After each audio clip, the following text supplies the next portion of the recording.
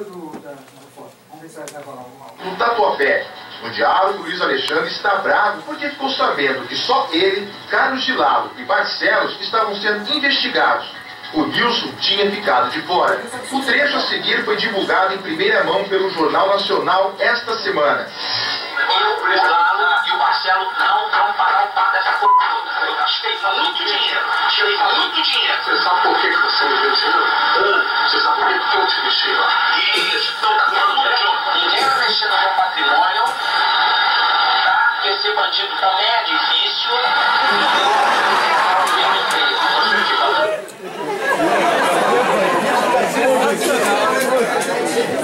A gente ouve das interpretações esse tipo de coisa aqui.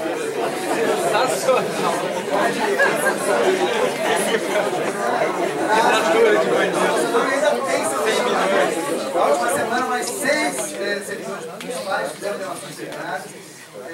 Então, ainda tem aí um problema enorme nesse caso, com envolvimento político em todos os níveis, um caso grandioso. É porque depois da Lava Jato tudo virou fichinha, né? Mas esse caso é um caso grandioso, está pensando em ressarcimento de 4 bilhões de reais. Isso que é o mais impressionante. Depois que nós tiramos a máfia da prefeitura, a arrecadação do ISS aumentou 74%. Só para vocês terem uma ideia do prejuízo que essa turma dava para vocês. O prejuízo que eles davam. Com relação à Operação Lava Jato, não preciso nem dizer, né?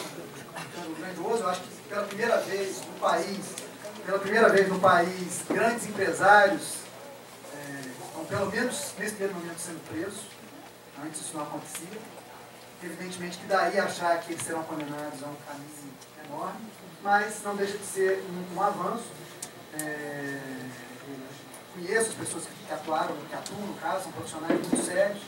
É um caso muito grandioso, um caso que nós esperamos que seja também exemplar. Pode avançar? Esse quadro aqui, eu queria mostrar só para vocês terem uma ideia de como é difícil conduzir uma operação dessa. Todo momento, tem que ser uma estratégia muito bem feita, porque a todo momento você pode cometer um erro, e esse erro lá na frente vai derrubar a sua operação. E eu vou citar alguns exemplos. Caso Banestado, 2003, Operação Castelo de Areia, 2009, Operação Satyagraha, 2004, e Operação Pacto, 2006, que era conhecida também como Operação Boi Barrica. Depois tiveram que alterar o nome, porque Boi Barrica era o nome de uma empresa e ela entrou na justiça e o nome da operação se alterou. Pode avançar. Banestado, que era, pra vocês terem uma ideia, sabe esse Youssef da Lava Jato? Estava lá no caso do Banestado. Olha como é que a impunidade nesse país é. Remessa ilegal de 2,4 bilhões ao exterior. Castelo de Areia, operações do Grupo Camargo Correia, que também está na Lava Jato. Satyagraha, senhor Daniel Dantas, operação do Grupo Opportunity. E Operação Factor, investigando o senhor Fernando Sarney, filho do senhor José Sarney.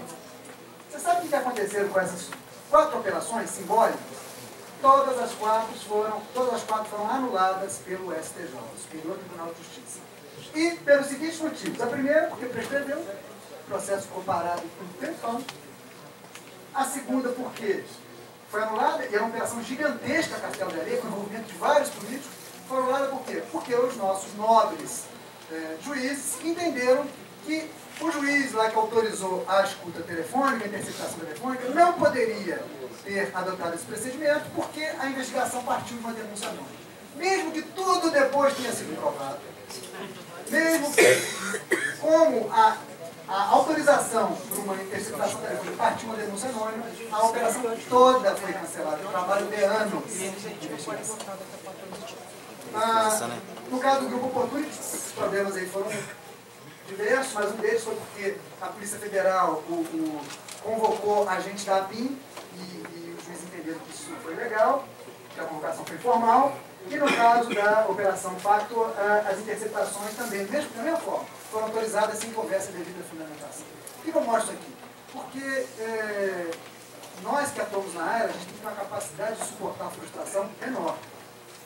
E a gente investiga, trabalha, e aí depois esse tipo de coisa acontece com enorme frequência. Isso aqui acontece depois de 10, 15 anos, quando a coisa não está mais nos holofotes. É assim que acontece. Não é, de fato, um drama para o país. O nosso judiciário precisa abrir um pouco a cabeça as autoridades de investigação americanas, elas chegam a simular flagrante. Coisa que no Brasil, se a gente fizer, a gente vai preso. Simular, virar para o camarada assim, eu vou te oferecer uma propina. Então o camarada aceita e prende. Se você fizer isso no Brasil, você vai preso, então o flagrante preparado. Então, todo momento você tem que pensar como é que eu mando essa informação para o Ministério Público, como é que é a polícia. Essa que nós fizemos lá em São Paulo, um termômetro é quando acontece muita delação. Quando os camaradas começam a procurar o órgão para fazer delação, é porque a operação está bem feita. Que aí não tem outro caminho. Então eu tenho que confessar, porque senão eu vou tomar ferro. Então é um bom sinal na Lava Jato, esse volume de delações. Porque quando a operação está feita, o camarada só faz a delação para ele não ter outro caminho. Senão ele acha assim, depois a gente precisa do segurança. Esse dado é um dado relevante. No Brasil nós temos dados de 2013, 574 mil presos, esse número já está chegando a 650 mil. Vocês sabem qual que é o percentual de presos por corrupção? Alguém sabe? Quem chuta? Os 574 mil presos que nós temos. 0,1%. 0,1%. Boa parte deles com patrimônio, nós temos 0,1%. Nós temos 585 pessoas presas no Brasil por concussão e corrupção passiva e 691 por corrupção ativa. Um claro retrato de que, de fato, nós precisamos mudar alguma coisa. Por que eu falo que a abordagem tem que ser institucional? Porque isso é uma virtude. E aí, já chegando mais ao final, para ficar pensados, qual que é o caminho? Tem caminho ou a gente vai ter que viver com isso aqui o resto dos nossos dias e deixar esse legado para os nossos filhos? Há um caminho. O Brasil avançou muito já nesse caminho. Mas é evidente que tem muita coisa que precisa ser feita. Eu acho que, quando eu vejo o que eu estou vendo no Congresso Nacional nesses últimos dias, eu acho que nós estamos dando alguns passos atrás. Estou muito preocupado com o que eu ando vendo. A questão que foi feita na semana passada de aprovar o financiamento de empresa para partido é uma aberração. Não existe financiamento empresarial sem segunda intenção, minha gente. Se você pegar os maiores financiadores da última campanha presidencial, os 10 maiores financiadores, as empresas que deram o maior dinheiro, eu estou falando só do financiamento oficial, sem contar o caixa 2 que acontece aí de forma... os 10 maiores financiadores, os 6 dos 10, né? Quem são os 10 maiores financiadores? São as empresas construtoras, bancos e um frigorífico. Esses 10 maiores, eles doaram indistintamente para Dilma, Aécio e Marinho. Para os 3. Qual que é a razão disso? Porque eles têm uma ideologia? Não, eles querem ser amigos. A explicação, e isso depois tem um custo lá na frente. Aí agora o Congresso vai contrariando todo o sentimento da sociedade brasileira e aprova um financiamento. Não, assim, não, agora não vai ser mais por candidato, vai ser por partido. Piorou. Porque agora ninguém vai saber mais que empresa deu que partido. Piorou, já que o negócio já era ruim. Ficou muito pior. Por que não se adota aqui um modelo canadense? Financiamento individual, com dedução de imposto de renda limitado. Eu posso doar até $500 para o meu candidato e fazer dedução de imposto de renda. Só. Por que as campanhas no Brasil têm que ter esse custo altíssimo? Por que a gente tem que achar que o Caixa 2 é um crime menor? O Caixa 2 é corrupção, meu irmão. Esse dinheiro que entra no Caixa 2 saiu lá dos cofres públicos de alguma forma, superfaturamento, alguma coisa assim. Então qual que seria o caminho? E aí, esse camarada aqui, esse pesquisador americano, ele criou uma fórmula. E eu vou explicar o porquê dessa fórmula, porque é interessante a gente entender o que precisa ser feito. Essa fórmula que parece ser complicada, na verdade é muito simples. Ele diz o seguinte, olha, o C é corrupção. O que é corrupção? Corrupção é monopólio do poder decisório. Poder. A pessoa tem que ter algum tipo de poder. Ou é o fiscal que tem o poder para multar, ou é o político que tem o poder para direcionar uma licitação. Mas, poder discricionário, discricionariedade. Se a lei não estiver fechadinha, ele vai poder manipular, ele vai poder usar. Menos o A, que é o conceito que a gente quer chegar, que é o conceito mais importante dessa nossa conversa de hoje. É um termo em inglês que não tem tradução para o português, que é accountability, que significa mais ou menos responsabilização, dever de prestar contas. Pode avançar. Então é isso. Poder decisório mais poder discricionário menos accountability, corrupção. O que é accountability? Pode avançar. É a obrigação que o governo tem de prestar contas à sociedade. E como ele faz isso? Como que a accountability se manifesta? Pela participação social, pela transparência. É aqui. Então qual que é a forma? Poder decisório eu consigo controlar? Muito pouco. Poder discricionário também é muito pouco, porque eu tenho que dar uma flexibilidade para o gestor. Eu não posso colocar o gestor numa camisa de força. O que eu consigo controlar para melhorar a corrupção? A contabilidade. Então eu tenho que ter um Estado mais transparente, eu tenho que ter regras mais claras, eu tenho que ter o dever de prestar contas. Eu tenho que fazer com que o camarada se envergonhe de determinada conduta. No Brasil, os nossos políticos não têm vergonha. Não tem vergonha, isso é absurdo, gente. A pessoa envolvida no caso de corrupção se candidata. Não tem nem vergonha. A gente chegou num ponto. Vocês já viram o TV Senado e TV? Dá vontade de chorar. Dá vontade de chorar. Pode avançar. E aí o diagnóstico brasileiro, o que nós temos? Corrupção elevada. Por quê? Muita desigualdade social. Aí nós temos baixíssimos níveis de educação, baixíssimos níveis de participação, de confiança, conceito de capital social, confiança mútua, sociedade participando, e uma fragilidade institucional enorme. Temos leis arcaicas, temos instituições que funcionam. Pode avançar? Cuidado com a questão da informação, eu sempre chamo a atenção disso. Cuidado com o que vocês leem. Cuidado com alguns indicadores. Hoje nós estamos vendo, nunca teve corrupção como agora tem. Isso é uma mentira. Isso é uma mentira. Isso não é verdade. E também não é verdade o contrário. Que hoje tem menos que outra época. Porque não dá para medir. O que hoje tem, o que hoje nós temos, são mecanismos mais eficazes de detectar os casos de corrupção.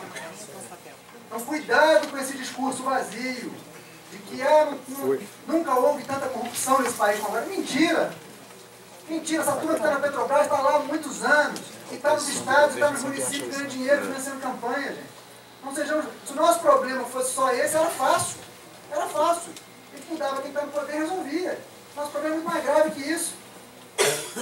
Nossa classe política está contaminada. Não é simples assim, infelizmente. Não é simples assim. Qual é o remédio? Pode avançar? Já estou chegando ao final. Primeiro, só dizer que já evoluímos. Aí tem um monte de coisa que foi feita. Lei de responsabilidade fiscal, estão matando ela aos poucos, mas foi feito. Lei Capiri, criou a questão, obrigou a divulgação das despesas, a questão da transparência. Lei da ficha limpa, lei de acesso, a nova lei de lavagem de dinheiro. A lavagem sempre é um crime conexo com a corrupção. Lei das organizações criminosas e a lei de conflito de interesse. Conflito de interesse é aquele servidor que a gente chama de anfíbio. Ele não é peixe nem réptil. Ora ele está na água, ora ele está na terra. Ora está no público, ora no privado, transitando entre os dois. Pode avançar. Esse é o encontro que nós temos anualmente. Eu gosto sempre de divulgar porque as pessoas, é importante que a sociedade saiba.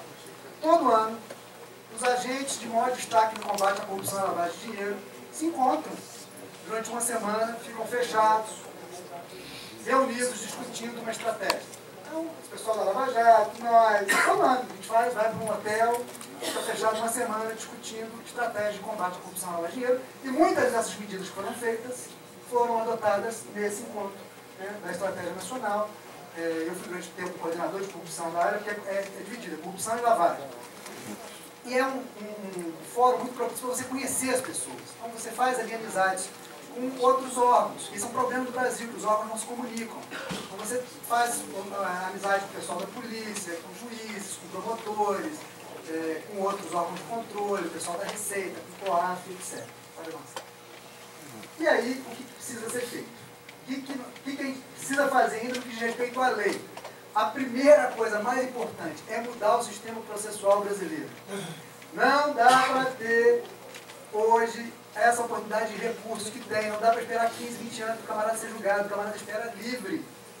Morre antes. Morre antes. Muitas vezes morre antes. Então, mudança da regra de financiamento de campanha, limite de gasto, criminalização do taxador. Outra coisa, criminalização do enriquecimento de agentes, de enriquecimento ilícito de agentes públicos. Vocês sabiam que não é crime no Brasil enriquecer ilicitamente? Não é, não está no nosso Código Penal.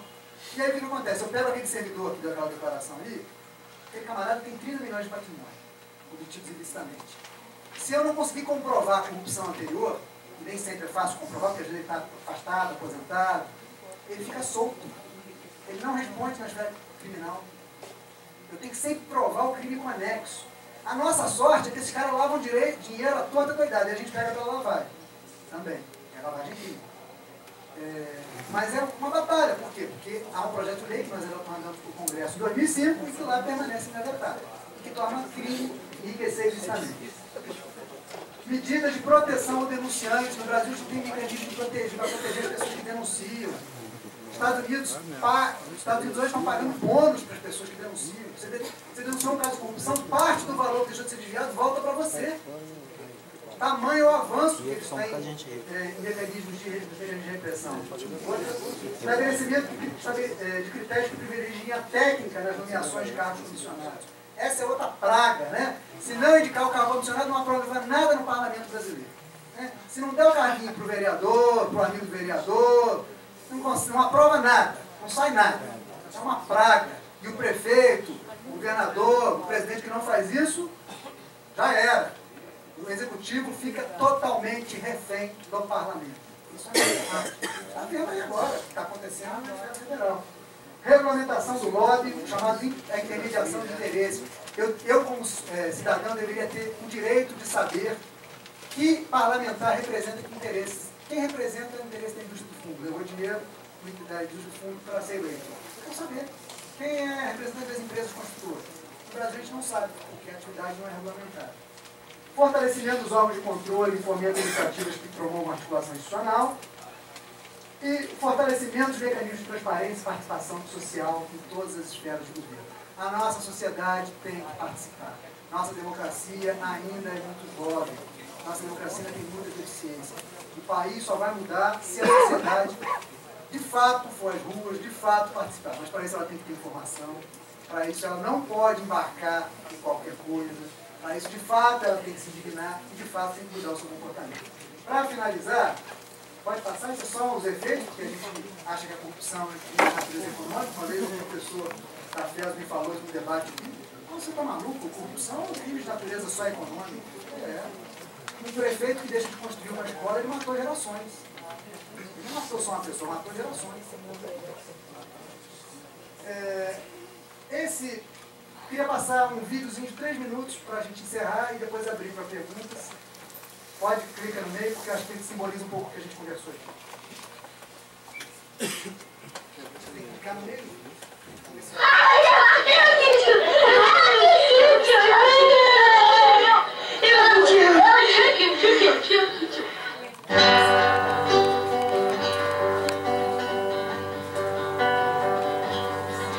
É tão triste eu caminhar pela cidade, ver de perto a realidade que atravessa essa nação. Como pode um país tão fascinante vermos coisas tão chocantes que nos cortam o coração? Um menino que devia estar na escola, estudar, brincar de bola e jamais ser esquecido, mas está lá no farol pedindo esmola. Seu brinquedo é craque, é bola, seu futuro é ser bandido. Aonde estão os homens que têm o dever e a obrigação de fazer mudar essa realidade? Aonde estão? Eu sei que ainda existe alguém honesto, honrado e de bem, que ama o Brasil de verdade. Vem a noite, outra vez começa o drama. A calçada vira cama, o jornal é o cobertor. Como pode um país que é tão rico vermos coisas desse tipo que nos causa tanta dor? Na verdade são tratados como bichos, como feras, como lixo, no descaso dos humanos. É o retrato da miséria e da pobreza, o que a